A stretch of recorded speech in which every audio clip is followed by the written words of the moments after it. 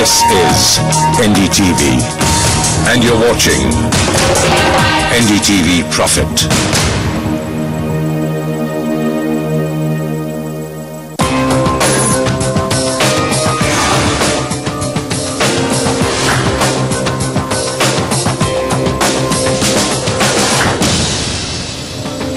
भारतीय टेलीविजन में पहली बार आपके लिए एक ऐसा शो हम लाए हैं जिसमें आपको प्रॉपर्टी के बारे में सारी जानकारी एक जगह मिलेगी। स्वागत है प्रॉपर्टी इंडिया में, जहां मकान खरीदने या बेचने जैसे जिंदगी के सबसे अहम फैसलों में हम आपकी मदद करते हैं। किस तरह से आप अपनी जमा पूंजी का इस फैसले को लेते वक्त करें सही इस्तेमाल, यही हमारी कोशिश होती है। तो प्रॉपर्टी खरीदनी हो या बेचनी, उसके बारे में पुख्ता जानकारी हम यहाँ आपको देंगे देश के सभी बड़े जानकारों के साथ। यही नहीं, वो सारे फैसले जिससे प्रॉपर्टी बाजार में उतार चढ़ाव आते हैं, वो सारी बातें जिनसे इलाकों के दाम घटते बढ़ते हैं, पानी, बिजली और सड़कों का हाल, यानी हर वो चीज जिससे आपकी प्रॉपर्टी पर असर पड़ता है, वो हम आपको बताएंगे। नमस्कार, मैं हूं आशुतोष शर्मा। नमस्कार, मैं हूं अंजलि इस्टवाल। सबसे पहले एक नजर डाल लेते हैं कि आज क्या है खास। बेहतरीन प्रॉपर्टीज को चुनने वाली क्रिसिल रेटिंग्स आपको बताएंगी हर शहर में कौन सी है शानदार प्रॉपर्टीज, बेंगलुरु में कौन कौन से प्रोजेक्ट हैं खरीदने बेचने लायक, और आईटी नगरी में कैसी हैं सुविधाएं। बेंगलुरु, एनसीआर, मुंबई और पुणे में क्या खरीदे क्या बेचें, जवाब देंगे आपके सवालों का, और उनके लिए खुशखबरी जो दिल्ली में संपत्ति लेना चाहते हैं। तो जैसा बताया, देंगे आपको खुशखबरी और बताएंगे कहां पर दिल्ली में खरीद सकते हैं अब आप संपत्ति और जमीन।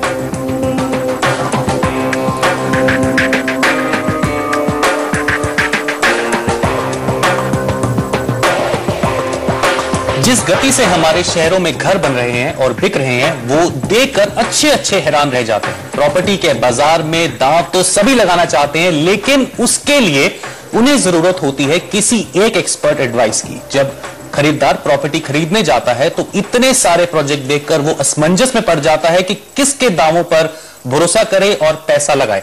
ऐसे में अगर कोई आपको इन प्रोजेक्ट्स की रेटिंग दे दे तो काम कितना आसान हो सकता है। ऐसा ही किया है CRISIL real estate star ratings ने। चलिए बेंगलुरु की प्रॉपर्टी बाजार का जायजा लेते हैं। Sachin Nigam, senior director CRISIL real estate star ratings के साथ हमारे साथ हैं, और श्री सुमित जैन, सीईओ और को फाउंडर commonfloor.com। आप दोनों का बहुत बहुत धन्यवाद। तो सबसे पहले सचिन जी, आपसे शुरू करते हैं। किस प्रकार का जो मापदंड है वो आपने सेट किया है, किस प्रकार के पैरामीटर्स आप यूज करते हैं एक प्रोजेक्ट की रेटिंग के लिए, जरा विस्तार से बताइए। Thank you so much. देखिए, रियल एस्टेट का थोड़ा सा पर्सपेक्टिव अगर हम लें तो ये रियल एस्टेट और हाउसिंग इंफ्रास्ट्रक्चर जो सेक्टर है, ये इंडियन इकोनॉमी के साथ बहुत ही क्लोजली लिंक्ड सेक्टर है, क्योंकि इसका इकोनॉमिक एक्टिविटी के साथ एकदम डायरेक्ट कोरिलेशन है। इस चीज को लेके there is a huge bit of investments जो हो रही हैं, infrastructure and investment into real estate वगैरह काफी हो रही हैं फ्रॉम इंस्टीट्यूशनल इन्वेस्टर्स, और साथ में रिटेल इन्वेस्टर्स भी आज की तारीख में एवरीबडी हर कोई अपने घर में इन्वेस्ट करना चाहता है अपने प्रॉपर्टी वगैरह में। नाउ लेकिन सेक्टर में 2-3 मेजर इश्यूज हैं। उसमें से एक है कि ये सेक्टर अभी भी आज की तारीख में भी लार्जली अनऑर्गेनाइज्ड है, एंड द सेकंड इशू ये है कि इसमें इंफॉर्मेशन एसिमेट्री है। क्रिसिल एज एन ऑर्गेनाइजेशन हम बिलीव करते हैं to make markets function better, and उस हिसाब से हमने ये प्रोपोजिशन लेकर आया, वेरियन हम लोग ने बोला कि ये जो नीड है मार्केट की कि एक क्रेडिबल थर्ड पार्टी ओपिनियन मिले, जिससे कि हमें एक नॉर्मल इन्वेस्टर को पता चले कि क्या अच्छा है, क्या किस तरह से पैरामीटर्स पे स्टैंड करता है एक पर्टिकुलर प्रोजेक्ट। उस चीज को लेकर हम लोग निगम साहब जिनको आपने अपना केंद्र बिंदु बनाया और कहा कि ये अगर इन प्रोजेक्ट्स में है तो हाँ, इनको हम ऐसी रेटिंग देते हैं। हाँ, तो बेसिकली 3-4 चीजें हैं जो हमारी क्रेस्ट रियल एस्टेट रेटिंग्स हैं। वो 2 चीजें वो करती है। सबसे पहले ट्रांसपेरेंसी, और दूसरा ये एक्चुअल बेंचमार्किंग करती है प्रोजेक्ट्स की एक शहरों में। तो इसके 3 इंपॉर्टेंट फीचर्स हैं। नंबर 1, ये एक सिटी स्पेसिफिक है, दूसरा ये प्रोजेक्ट स्पेसिफिक है, एंड तीसरा ये सारे स्टेजेस ऑफ प्रोजेक्ट्स के लिए अवेलेबल है, right from the time that it is launch to the time it is completed. Now to answer your questions, what are the parameters जो कि हम लोग देखते हैं? देयर आर 5 ब्रॉड पैरामीटर्स जिसको कि हम लोग इवैल्यूएट करते हैं एक पर्टिकुलर प्रोजेक्ट को। सबसे पहला स्पॉन्सर क्वालिटी।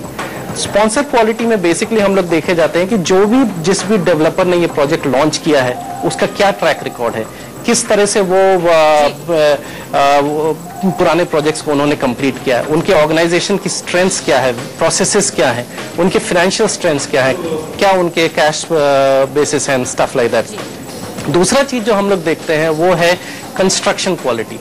कंस्ट्रक्शन क्वालिटी में किस तरह की स्ट्रक्चरल क्वालिटी है प्रोजेक्ट की, कंसल्टेंट्स जो प्रोजेक्ट्स में एसोसिएटेड है उनका क्या ट्रैक रिकॉर्ड है, उनके क्या क्या क्वालिटी है, इंफ्रास्ट्रक्चर और इंटीग्रेटेड फैसिलिटीज वगैरह क्या दी जा रही है प्रोजेक्ट में, एग्जीक्यूशन कैपेबिलिटी टीम की है कि क्या उनका पास ट्रैक रिकॉर्ड रहा है, और दूसरा after sale service in the sense of कि आफ्टर प्रोजेक्ट बन जाता है तो भी उसके बाद भी क्या क्या वो है। तीसरी चीज जो हम लोग देखते हैं legal documentation, which means that project का, लैंड का, इन लोग सबका clarity in terms of approvals वगैरह है कि नहीं है, क्या सेल एग्रीमेंट वगैरह कैसा है, बायर के साथ सेल वगैरह जो एग्रीमेंट्स करते हैं उसमें क्या क्या कॉवेनेंट्स हैं, डेवलपर एग्रीमेंट्स जो होते हैं बिल्कुल उसके क्या कॉवेनेंट्स हैं। मैं यहाँ पर एक सवाल सुमित जी से पूछना चाहूंगा। सुमित जी, आप बताइए कि यदि हम बेंगलुरु की तरफ रुख करें तो किस प्रकार का रुख है बेंगलुरु की मार्केट का, क्योंकि काफी एंड यूजर ड्रिवन है, और किस प्रकार के प्रोजेक्ट्स हैं? हम सचिन जी से बाद में पूछेंगे कि बेंगलुरु में कौन कौन से टॉप रेटेड प्रोजेक्ट्स हैं, लेकिन सबसे पहले आप बताइए बेंगलुरु मार्केट का रुख किस प्रकार का है? अगर हम देखिए बेंगलुरु मार्केट की बात करें तो काफी इंटरेस्टिंग चीज ये हुई है कि पिछले 10 साल के अंदर हमने देखा है कि पॉपुलेशन अराउंड 49% बढ़ी है बेंगलुरु की, तो उसका डायरेक्ट इम्पैक्ट जो है वो डिमांड पर आया है। और इनफैक्ट अगर हम सप्लाई की बात करते हैं तो पिछले साल जैसे बड़े जो ट्रेडिशनल परफॉर्मिंग मार्केट होते हैं मुंबई और दिल्ली, उन्होंने इतना अच्छा परफॉर्म नहीं किया है, बट बेंगलुरु के अंदर हमें सप्लाई बढ़ी है और एब्जॉर्प्शन भी बढ़ा है। उसका कारण यही है कि डिमांड बढ़ रही है, लोग आ रहे हैं ज्यादा बेंगलुरु के अंदर और इनकम लेवल बढ़ रहे हैं। अगर हम देखिए सुपर रिच पॉपुलेशन की हम बात करते हैं तो बेंगलुरु के अंदर अराउंड 46% इंक्रीज आया है लास्ट 4 इयर्स के अंदर। और काफी मार्केट्स हैं जैसे व्हाइटफील्ड एरिया हो गया, मार्थली आउटरिंग रोड एरिया है, हबल है, वहां पर सोशल इंफ्रास्ट्रक्चर और ये जो कनेक्टिविटी है काफी अच्छी है। वहां पर हम प्राइसेस देख रहे हैं काफी अच्छे अप्रिशिएट कर रहे हैं।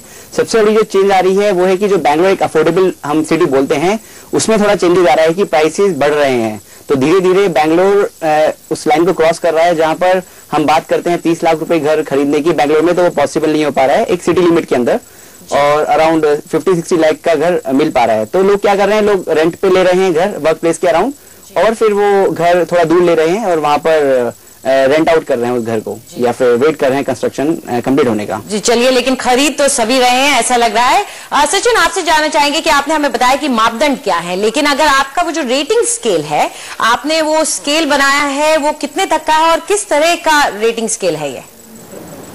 ओके, तो जस्ट टू कंटिन्यू, जब मैं पहले बोला था मापदंड में 2 चीजें और हैं, फाइनेंशियल क्वालिटी किस तरह से है प्रोजेक्ट की, और चौथा है 5वां है इनोवेशन, कि प्रोजेक्ट में क्या इनोवेशन लेकर आ रहे हैं। अब उस बेसिस पे इन सारे के सब पैरामीटर्स हैं, तो टोटल हमारे काफी सारे पैरामीटर्स को करके जो रेटिंग स्केल है वो है 8 पॉइंट रेटिंग स्केल, जिसमें कि एक है non deliverable project and then it becomes first 1 star से लेके 7 स्टार प्रोजेक्ट्स।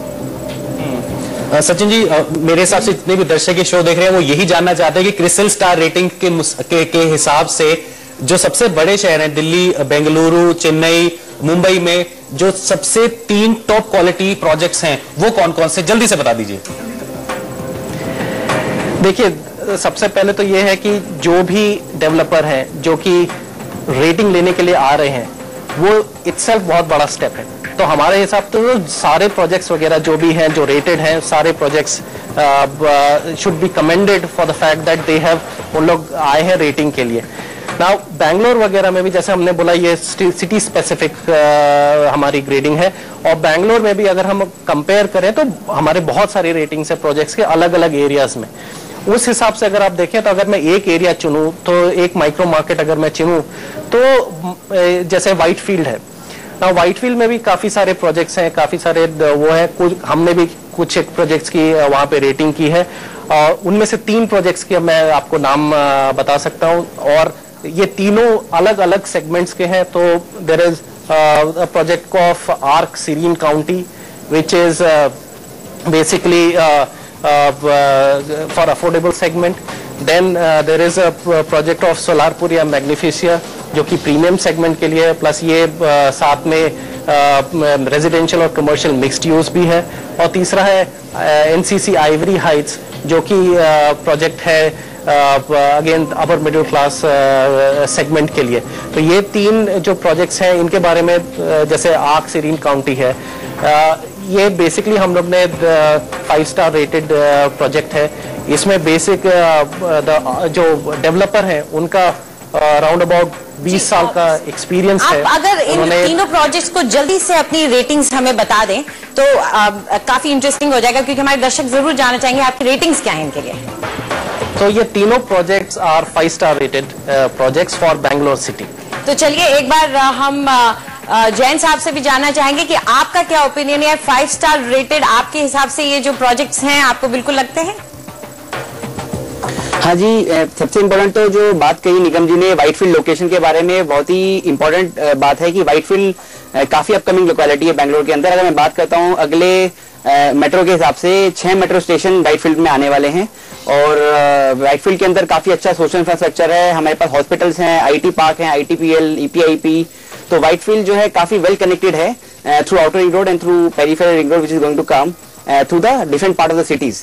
तो व्हाइटफील्ड एक लोकेलिटी काफी अच्छी है। उसके बाद जो हम प्रोजेक्ट्स की बात कर रहे हैं अफोर्डेबल में आर्क सीरीन काउंटी और बाकी जो प्रीमियम की बात कर रहे हैं, काफी अच्छी डिमांड है। व्हाइटफील्ड एक ऐसी लोकेलिटी है जहां पर हमने अफोर्डेबल के साथ साथ प्रीमियम के लिए भी काफी डिमांड देखी है।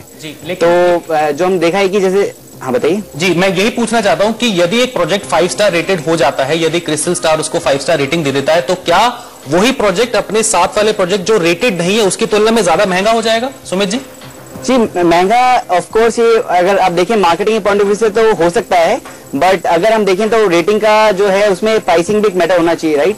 तो अगर हो सकता है कि अगर अफोर्डेबल नहीं रहे तो भले कितना भी स्टार रेटिंग दीजिए आप उसको, अगर लोग अफोर्ड नहीं कर पाएंगे तो कुछ फायदा नहीं है। तो मेरा मानना ये कि डेफिनेटली उससे ट्रस्ट बढ़ेगा। और जैसे ही हमने देखा है कि बायर्स थोड़े स्लो हो गए हैं, सेल्स वेलोसिटी पे काफी इंपैक्ट आया है लास्ट 1 ईयर के अंदर, जहां पर बायर्स बहुत टाइम लगा रहे हैं प्रोजेक्ट खरीदने के लिए। तो मेरा मानना है कि रेटिंग के साथ शायद वो मूवमेंट फास्ट हो जाए, क्योंकि एक प्रोजेक्ट 5 रेटेड है या कम रेटिंग है तो उसके चलते बायर थोड़ा कॉल जल्दी ले पाएंगे। जी, आप दोनों हमारे स्टूडियो में आए इसके लिए शुक्रिया। आशा करते हैं कि ये रेटिंग्स का जो सिस्टम क्रिस्टल की तरफ से आया उसकी वजह से लोगों को थोड़ा ज्यादा समझदारी से अपना फैसला लेने में आसानी होगी और लोग सही जगह अपना पैसा निवेश कर पाएंगे। शुक्रिया आप दोनों का स्टूडियो में आने के लिए। तो आगे बढ़ते हैं, वक्त है एक छोटे से ब्रेक का, लेकिन उसके बाद प्रॉपर्टी खरीदने और बेचने की आपकी सारी उलझने हम सुलझाएंगे। आपके सवालों के जवाब देंगे, बताएंगे कि कौन सी प्रॉपर्टी है हॉट, कहीं जाइएगा मत।